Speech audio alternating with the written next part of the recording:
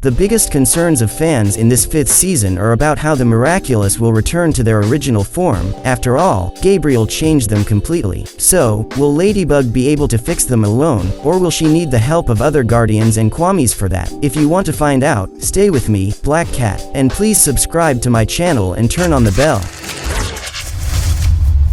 Apparently, the 5th season will indeed end without showing us the entire process that Gabriel went through to transform the Miraculous, which must be quite complicated. As we have had some thoughts about the final episodes of the season, I will use some of that information to bring you some theories about the return of the Miraculous. At some point, the Miraculous need to return to their original form, since using the powers of the clones the way they are being used now is, at the very least, inhumane. But since we don't know exactly how the production plans to do this, we have a range of possibilities that can be explained in this way. In principle, they can just use Gabriel's engineering in reverse to avoid the trouble. The production showed Gabriel using the magical essence of the Miraculous to create the rings in a basic way. After defeating him, Ladybug can question him about his actions, and if he is remorseful enough, he may help her understand the process. Also, we must remember that Master Su Han went looking for help from the Order of the Guardians, and in theory, he will return soon to bring that help. They certainly master the magical part behind the Miraculous. If Ladybug understands the technological part of these rings, the two together will have no difficulty. This would be a fun twist and one of the best escapes the writers will have. But think with me, a book has knowledge from many eras, information about the powers, potions, and why not a detailed explanation of how the Miraculous originated, and if something can be done once, it can be repeated too. Patience to interpret the book, they just need to redo the original process and then we will have new Miraculous. Also,